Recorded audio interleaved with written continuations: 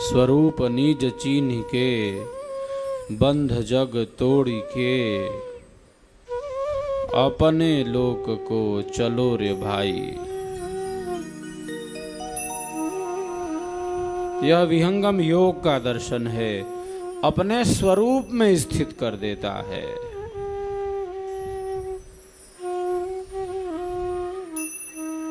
हमारी भारतीय संस्कृति कहती है, ऋषियों का दर्शन कहता है, स्वयं को जानो आत्मा को जानो।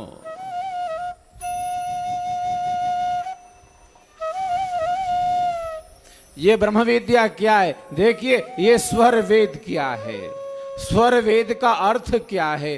स्वर वेद का अर्थ ही यही है। स्व का एक अर्थ है आत्मा, वेद का अर्थ है ज्ञान, जिसके द्वारा आत्मा का ज्ञान प्राप्त हो। स्व का दूसरा अर्थ है परमात्मा, जिसके द्वारा परमात्मा का ज्ञान प्राप्त हो, जिसके द्वारा आत्मा का ज्ञान एवं जिसके द्वारा परमात्मा का ज्ञान प्राप्त हो, उसे ही हम क्या कहते हैं? उसे ही स्वर वेद कहते हैं। स्वर वेद उसी में प्रतिष्ठित करता है, स्व में प्रतिष्ठित करता है, स्वयं में प्रतिष्ठित करता है और स्व में स्थित होकर, स्वयं में स्थित होकर उस परम आनंद में पहुंचा देता है। स्वरवेद का यही प्रयोजन है, जीवन मुक्ति इसका प्रयोजन है। इसकी भूमिका में सद्गुरुदेव ने लिखा है, परमानंद इसका प्रयोजन है।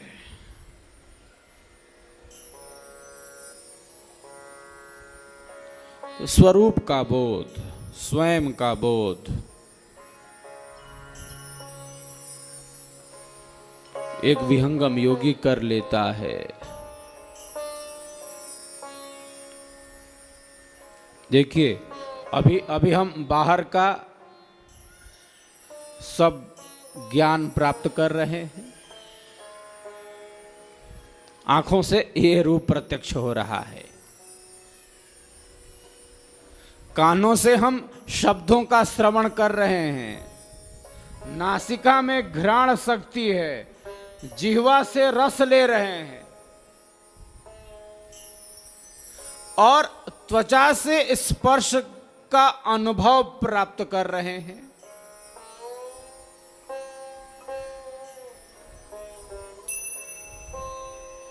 तो ये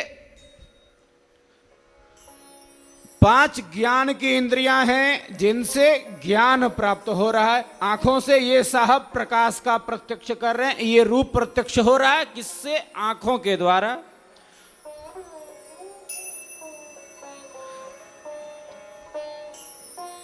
शब्दों का श्रवण कानों के द्वारा, नासिका में घ्राण शक्ति, जिह्वा से रस ले रहे हैं ये साहब, और त्वचा से स्पर्श का अनुभव प्राप्त कर रहे हैं। ये बाहर को समझना है, हाँ, ये बाहर का समाचार लेना है साहब। ये ज्ञान है। देखिए, ज्ञान और कर्म से हमारा आपका शरीर चल रहा है, यही तो मामला है।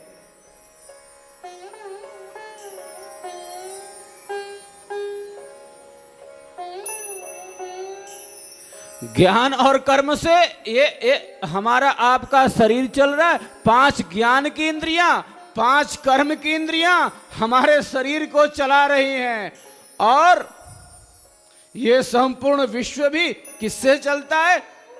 ज्ञान और कर्म से चलता है।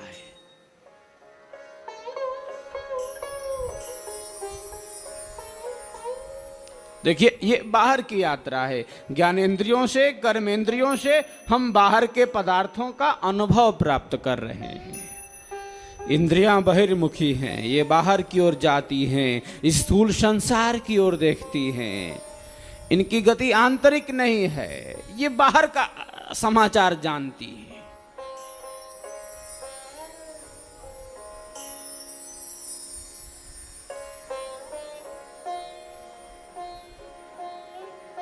आत्मा का संबंध मन से। देखिए, शरीर में आत्मा का संबंध मन से, मन का संबंध इंद्रियों से, इंद्रियों का संबंध जब उनके विषयों के साथ होता है तब ये संसार क्या है इसका ज्ञान प्राप्त हो रहा। आत्मा का संबंध मन से, मन का संबंध इंद्रियों से, इंद्रियों का संबंध जब उनके विषयों के साथ होता है तब ये संसार क्या है।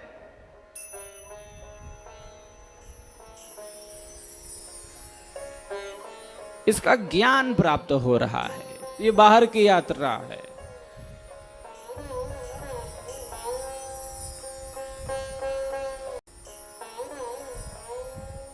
मने सुरतिले उड़त है बाहर दृश्य पसार, जीव भूले निज रूप को भटकी रहे संसार। जीव अपने स्वरूप को भूल गया है साहब। मन आत्मा की शक्ति को लेकर संसार के बाह्य पदार्थों में जा रहा है। इसी शक्ति को संयमित करना है।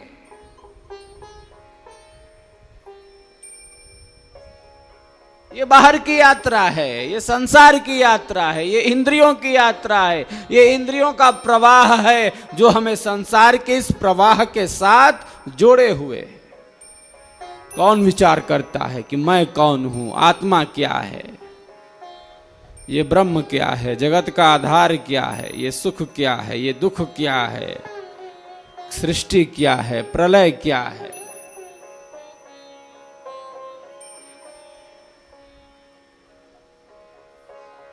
ये जिज्ञासा भी तो बहुत कम लोगों में होती है। कौन ये विचार करने जाए साहब।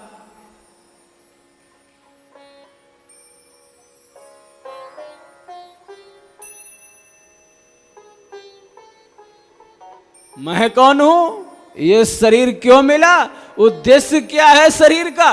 केवल शरीर को पुष्ट करते रहना, केवल इंद्रियों को तृप्त करने रहना।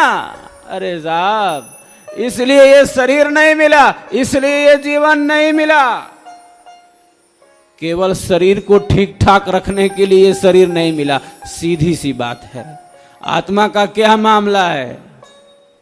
स्वयं को जानने के लिए, स्वयं को पहचानने के लिए, आत्म साक्षात्कार के लिए, परम आनंद की उपलब्धि के लिए, परम आनंद के अनुभव के लिए ये शरीर मिला है साहब, ये जीवन मिला है। सीधी सी बात है। केवल शरीर को पुष्ट करते रहना और इंद्रियों को तृप्त करते रहना हमारे जीवन का उद्देश्य नहीं हो सकता।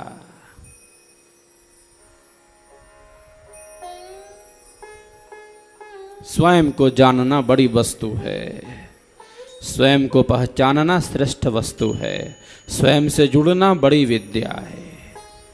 अथ पराया तदक्षरम अधिगम्यते। यह पराविद्या, यह ब्रह्म विद्या हमें स्वयं से जोड़ देती है।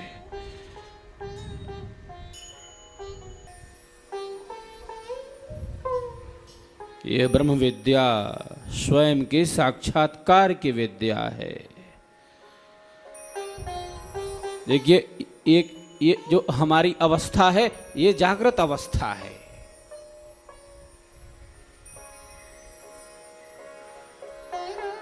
पंच विषय पंच इंद्रियां होय यथार्थ ज्ञान, जागृतता को जानिए प्रथम अवस्था मान। स्वरवेद ने कहा, सदगुरु ने कहा, ये प्रथम अवस्था है जिसमें हम जगे हुए शब्द स्पर्श रूप रस और गंध का सेवन कर रहे हैं।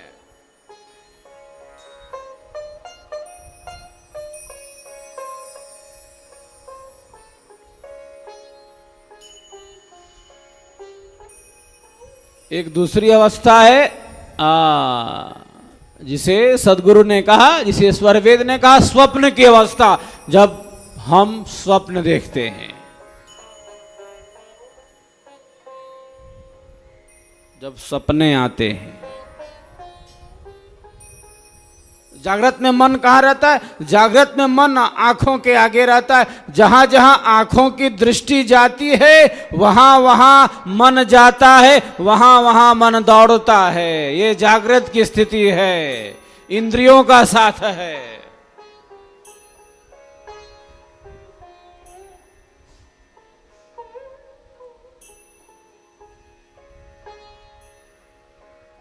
स्वप्नावस्था में मन कहाँ है? कंठ में स्थित हिता नाम की नाड़ी में है। तब मानव स्वप्न देखता है, जागृत के प्रपंचों की स्मृति करता है। जागते रहने पर ये तो मानता नहीं। जब ये साहब सोने जाते हैं तो इन्हें घुमाता है, चक्कर कटाता है। इतना दुराग्रही, इतना हठी, विविध विषयों में, विविध क्षेत्रों में अनेकों स्वरूपों में ले जाता है।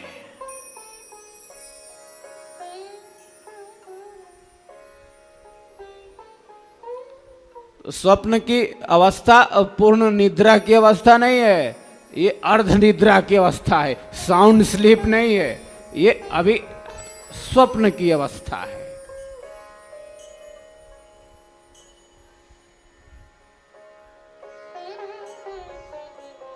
एक जागृत है जब हम जगे हुए हैं, हाँ, आंखों से देख रहे हैं, कानों से शब्दों का श्रवण कर रहे हैं, नासिका में घ्राण शक्ति, जीवा से रस, त्वचा से स्पर्श, जागृत के प्रपंचों की स्मृति हम कर रहे हैं। किसमें? स्वप्न की अवस्था में, अर्ध निद्रा की अवस्था। मन कंठ में स्थित हिता नाम की नाड़ी, एक अवस्था सुषुप्ति अवस्था जब हम सो जाते हैं, गाढ़ी नींद की अवस्था, पूर्ण निद्रा की अवस्था, साउंड स्लीप, जब ज्ञान और कर्म की इंद्रियां शांत हो जाती हैं।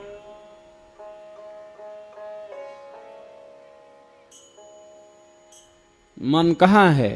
जब हम सो जाते हैं, गाढ़ी नींद में है, मन कहाँ रहता है? मन कहाँ चला जाता है?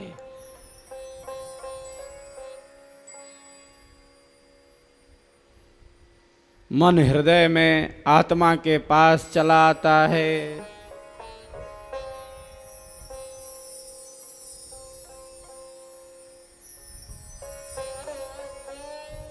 या ब्रह्मांड में स्थित हो जाता है।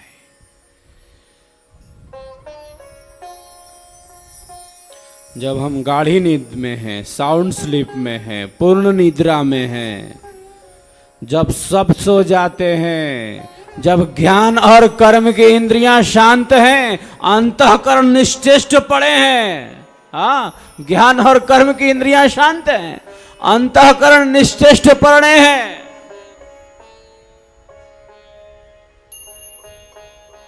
कौन जगा रहता है साहब? कौन जागता रहता है? जब हम सुषुप्ति अवस्था में हैं, पूर्ण निद्रा में हैं, गाढ़ी नींद में हैं, कौन जगा रहता है? उस समय में भी आत्मा, और आत्मा का एक मित्र है, आत्मा का एक साथी है, आत्मा का एक यार है, उसका नाम है प्राण। ये दोनों जगे रहते हैं, बाकी सब सो जाते हैं साहब, बाकी सब विश्राम करते। गाढ़ी निद्रा है, पूर्ण निद्रा, साउंड स्लीप। उस समय में भी आत्मा और आत्मा का साथी प्राण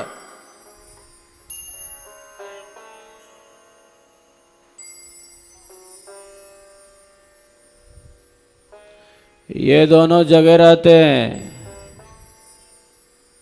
बाकी सब विश्राम करते।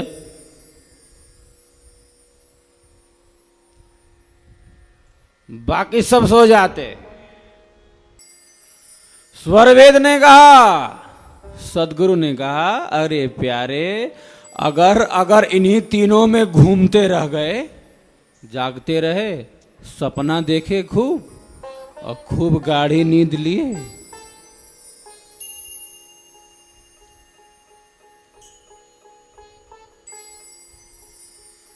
जागृत में रहे, स्वप्न लोक में विचरण किए, यत्र तत्र सर्वत्र विचरण किए,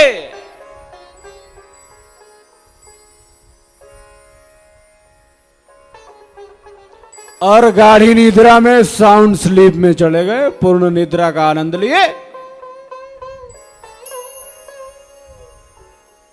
तो आत्मा क्या वस्तु है, स्वयं से नहीं जुड़ पाओगे, स्वयं का प्रत्यक्ष अनुभव नहीं कर पाओगे। सीधी सी बात है साहब, सीधा सा मामला है।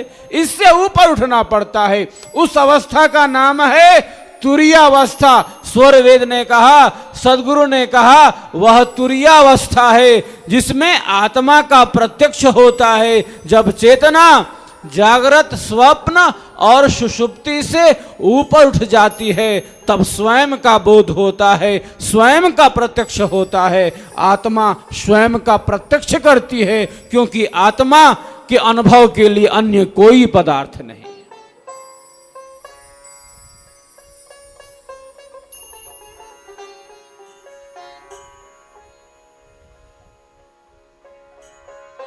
तुरीयावस्था है।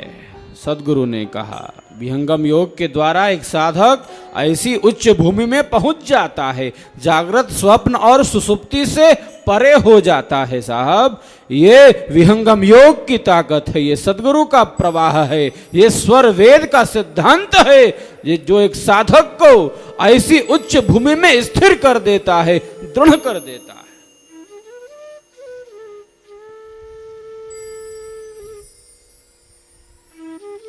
इसे ही कहते हैं आत्मा स्वरूप में स्थित। आत्मा स्वरूप में स्थित क्या तात्पर्य है, क्या अर्थ है इसका, क्या अभिप्रेत है? आत्मा अपने स्वरूप में स्थित हो जाता है। स्वरूप निज चिन्ह के, बंध जग तोड़ी के, अपने लोक को चलो भाई। क्या अर्थ है साहब, क्या अभिप्रेत है? स्वरूप का बोध कैसे? क्या आत्मा स्वरूप में स्थित नहीं है? आत्मा के स्वरूप में स्थित होने का क्या तात्पर्य है? देखिए, आत्मा को अनुभव चाहिए, आत्मा को सदैव अनुभव चाहिए। वो इच्छा, ज्ञान और प्रयत्न से युक्त है।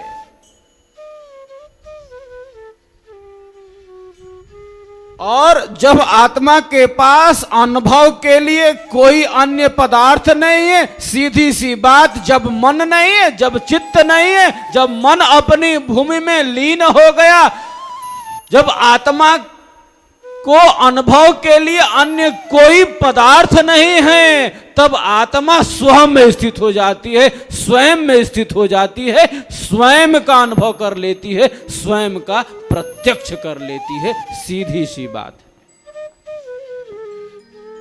आत्म जानन के लिए अन्य करण नहीं काज, आप को जानता सुमिरन पुरुष सकाज। ये बड़ी विशिष्टता है, बड़ी गहनता है। ये विहंगम योग का प्रकाश, ये स्वर वेद का प्रकाश।